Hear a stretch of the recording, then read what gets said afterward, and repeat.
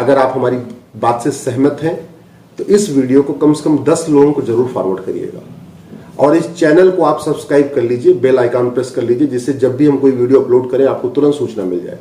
इस वीडियो को अपने अपने सांसद विधायक को टैग करके ट्वीट करिए। इस वीडियो को, इस लिंक को अपने फेसबुक पे डालिए और इस लिंक को कम से कम अपने व्हाट्सएप पे शेयर करके और उनसे रिक्वेस्ट करिए इसको सुन ले। केवल आप फॉरवर्ड कर देंगे तो लोग वो भी फॉरवर्ड कर देंगे। ऐसा भी होता है व्हाट्सएप पे, चूंकि दुनिया भर की चीजें आती रहती हैं तो लोगों समझ में नहीं आएगा, हाँ इसको बहुत सुनना, इसको जरूरी है, आपको लगता है इस विषय को समझना जरूरी है, तो जिसको भी आप ये लिंक फॉरवर्ड करिएगा उनसे ये भी कहिएगा कि प्लीज इस वीडियो को आप सुन लीजिए। धन्यवाद, आभार। मैंने सुप्रीम कोर्ट में पीआईएल फाइल किया था कि देश में बहुत तेजी के साथ धर्मांतरण हो रहा है, प्रत्येक राज्य में धर्मांतरण हो रहा है, देश के हर जिले में धोखा देके, लालच देके, फरेब के साथ, काला जादू दिखा के, अंधविश्वास से लालच हो रहा है, स्कूल में एडमिशन की लालच देके धर्मांतरण हो रहा है, हॉस्पिटल में इलाज कराने के नाम पे धर्मांतरण हो रहा है। इसलिए एक केंद्रीय कानून बनना चाहिए धर्मांतरण के खिलाफ। केंद्र सरकार भी इसमें पार्टी है, सभी राज्य सरकारें पार्टी हैं। आज तमिलनाडु की सरकार ने अपना काउंटर फाइल किया है, अपना जवाब दाखिल किया है और तमिलनाडु की सरकार ने कहा है कि तमिलनाडु में तो धर्मांतरण होता ही नहीं है, इसलिए मेरी याचिका खारिज कर दी जाए। तो पहले तो मैं तमिलनाडु सरकार से पूछता हूं, क्या तमिलनाडु के जितने जिले हैं वहां किसी एक भी जिले में धर्मांतरण नहीं हो रहा है? अगर धर्मांतरण नहीं हो रहा है तो लावण्या ने सुसाइड क्यों किया?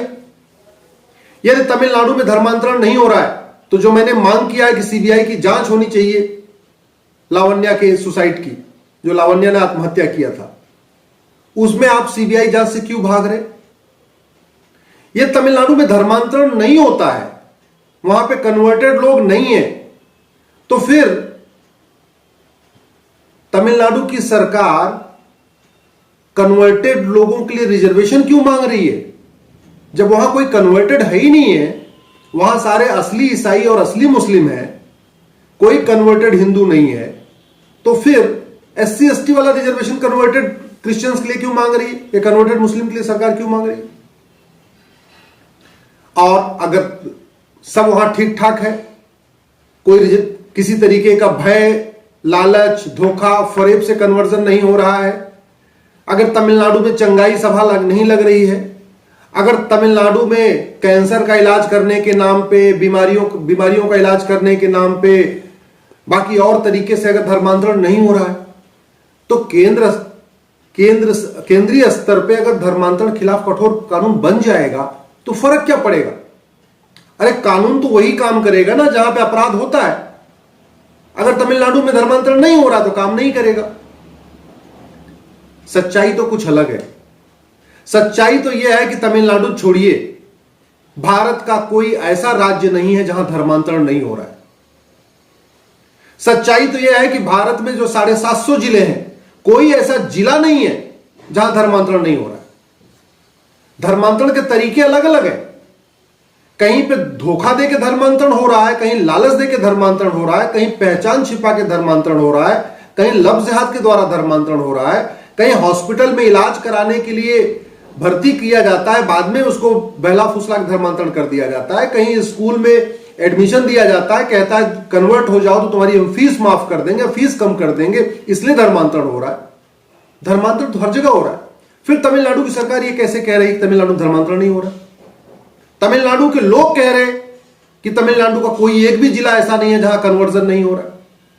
तमिलनाडु के लोग आके बता रहे हैं, दिल्ली में आके बता रहे हैं कि तमिलनाडु में जगह जगह चंगाई सभा होती है और वहां पे जो गरीब है, हिंदू, जो ट्राइबल्स हैं, एससी एसटी हैं, उनको इकट्ठा किया जाता है, उनको चमत्कार दिखाया जाता है, उनको धोखा दिया जाता है, उनको लालच दिया जाता है, उनको बीमारी ठीक करने की बात कही जाती है और उनको कन्वर्ट करने के लिए कहा जाता है।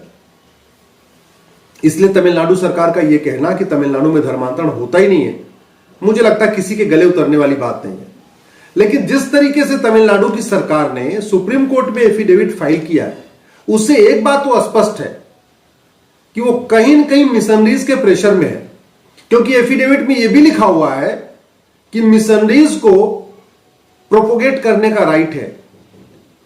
देखिए, धार्मिक स्वतंत्रता है, लेकिन धर्मांतरण की स्वतंत्रता नहीं है। रीतियों की स्वतंत्रता है, कुरीतियों की स्वतंत्रता नहीं है। प्रथा की स्वतंत्रता है, कुप्रथा की स्वतंत्रता नहीं है। और किसी को धर्मांतरित कर देना, धोखे से, लालच देके, काला जादू दिखा के, अंधविश्वास फैला के, ये तो अधर्म है ना। तो संविधान की इसकी इजाजत नहीं देता। और दूसरी बात, अगर आपको क्रिश्चियनिटी के बारे में बताना है तो भैया अपने परिवार के बीच में बैठो, अपने जो बच्चे हैं उनको बताओ क्रिश्चियनिटी के बारे में। हिंदुओं के बच्चों को इकट्ठा करके उनको क्रिश्चियनिटी क्यों बताना? अगर आपको क्रिश्चियनिटी के बारे में बताना है तो ठीक है, जो स्कूल में जो आपके बच्चे हैं जो इस क्रिश्चियनिटी को फॉलो करते हैं उनको बताइए, कोई दिक्कत नहीं, बताइए। ऐसे ही जो मुस्लिम्स हैं, मौलवी हैं, अगर उनको बताना है इस्लाम के बारे में, मोहम्मद साहब के बारे में, या कुरान के बारे में, हदीस के बारे में, तो ठीक है, मुस्लिम परिवारों को इकट्ठा करिए, उनके परिवार में जाइए, उनको बताइए। हिंदुओं के परिवार में जाके, जो गरीब हिंदू हैं, थोड़े कम पढ़े लिखे हैं, समझदार कम है, उनको जाके उनको पहले थोड़ी थोड़ी मदद देना, थोड़ा पैसा देना, थोड़ा कपड़ा देना, कुछ और की लालच देना, फिर उनको मकान की लालच देना, उनको इलाज का लालच देना, उनको स्कूल का लालच देना, और उनको फिर कन्वर्ट करने के लिए कहना, इसकी ये संविधान इजाजत नहीं देता। इसलिए कहीं ना कहीं तमिलनाडु की सरकार पता नहीं किसके प्रेशर में है, जो भारत में मिशनरीज हैं उनके प्रेशर में है, या बाहर की मिशनरीज के प्रेशर में है, भगवान जाने किसके प्रेशर में, ये मुझे नहीं पता।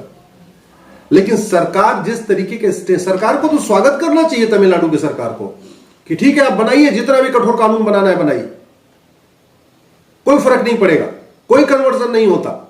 आप फांसी देने के लिए कानून बनाओ, क्या फर्क पड़ेगा?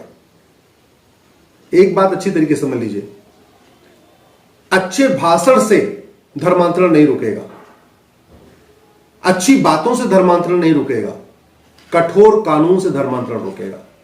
क्योंकि कहते हैं ना, सठे साठ्यम समाचरित, लोहा लोहे को काटता है। सिंगापुर में किसी को कन्वर्ट करने की हिम्मत नहीं पड़ती, लेकिन भारत में लोग कन्वर्ट करते हैं। जापान में किसी को कन्वर्ट करने की हिम्मत नहीं पड़ती, भारत में लोग कन्वर्ट करते हैं। चाइना में किसी की हिम्मत नहीं पड़ती जाके वहां के लोगों को कन्वर्ट कर दे, लेकिन भारत में लोग कन्वर्ट करते हैं। जानते हैं क्यों? क्योंकि उनका कानून कठोर है। ऐसा नहीं कि चाइना के शासक बहुत पावरफुल हैं, बड़े समझदार हैं, बहुत मेहनती हैं, बड़े ना। ऐसा नहीं कि सिंगापुर के प्रधानमंत्री हमारे प्रधानमंत्री से ज्यादा अच्छे हैं। ऐसा नहीं कि चाइना के प्रधानमंत्री और जापान के प्रधानमंत्री, सिंगापुर प्रधानमंत्री हमारे प्रधानमंत्री ज्यादा अच्छे हैं ना। अंतर यह है कि सिंगापुर का, जापान का, चीन का कानून कठोर है, इसीलिए वहां पे किसी भी तरीके से धर्मांतरण करने से पहले 100 बार सोचते हैं। बाकी छोड़ दीजिए, बगल में दुबई है, किसी की हिम्मत है भारत के लोग, किसी भारतीय की, कि जाके दुबई में किसी को कन्वर्ट करके आ जाए? नहीं कर सकते। इसलिए मैं आप सबसे निवेदन करता हूं, प्लीज, धर्मांतरण से राष्ट्रांतरण होता है। जब हिंदू धर्म से किसी को कन्वर्ट करते हैं तो एक व्यक्ति कन्वर्ट नहीं होता, पूरा एक परिवार कन्वर्ट होता है। और जब परिवार कन्वर्ट होता है तो आने वाली उसकी जो नस्लें हैं, जो और 100, 200, 300 उस कुनबे में लोग आने वाले थे, वो भी कन्वर्ट हो जाते हैं। और जब धर्मांतरण होता है तो याद रखिए, संस्कृति भी चेंज हो जाती है, विवाह के रीति रिवाज चेंज हो जाते हैं, कई बार तो भाषा बदल जाती है, त्योहार बदल जाते हैं, पहनावा बदल जाता है, कपड़े बदल जाते हैं। तो धर्मांतरण से राष्ट्रांतरण होता है। धर्मांतरण से एक व्यक्ति का धर्मांतरण नहीं होता, बल्कि वो धीरे धीरे धीरे धीरे पूरी तरीके से पूरे डेमोग्राफी का धर्मांतरण होता है। और धर्मांतरण का नतीजा है कि भारत के 9 राज्यों में हिंदू खत्म हो चुके हैं। धर्मांतरण का नतीजा है कि पंजाब हमारे हाथ से निकलने वाला है। धर्मांतरण का नतीजा है झारखंड हमारे हाथ से निकलने वाला है, आधा छत्तीसगढ़ निकल चुका है, मध्य प्रदेश का ट्राइबल वाला एरिया कन्वर्ट हो चुका है, उड़ीसा का ट्राइबल वाला एरिया कन्वर्ट हो चुका है, महाराष्ट्र का ट्राइबल वाला एरिया कन्वर्ट हो चुका है, यूपी के जो चंदौली वाला एरिया है, सोनभद्र का एरिया बड़े पैमाने में कन्वर्जन हो चुका है। पूरे देश में हर जिले में, हर थाने में, हर तहसील में बहुत तेजी के साथ चर्च बन रहे हैं, बहुत तेजी के साथ मस्जिदें बन रही हैं, मज़ारें बन रही हैं, दरगाहें बन रही हैं, जगह जगह चंगाई सभा हो रही है। जगह जगह टेंट लगा के कह रहे हैं हम तुम्हारा ठीक कर देंगे, कैंसर ठीक कर देंगे, घुटना ठीक कर देंगे, नपुंसकता ठीक कर देंगे, बाजूपन ठीक कर देंगे। इसके खिलाफ एक कठोर कानून चाहिए और उसके लिए प्लीज एक दिन अपने सांसद से जाके जरूर मिलिए। हर काम के लिए छुट्टी करते हैं ना, शादी विवाह के लिए छुट्टी करते हैं, घूमने के लिए छुट्टी करते हैं, रिश्तेदारों के यहां जाने के लिए छुट्टी करते हैं, तबीयत खराब हो जाती है तब भी छुट्टी करते हैं, अपने लिए, अपने परिवार के लिए, अपने बच्चों के लिए इतनी छुट्टी करते हैं।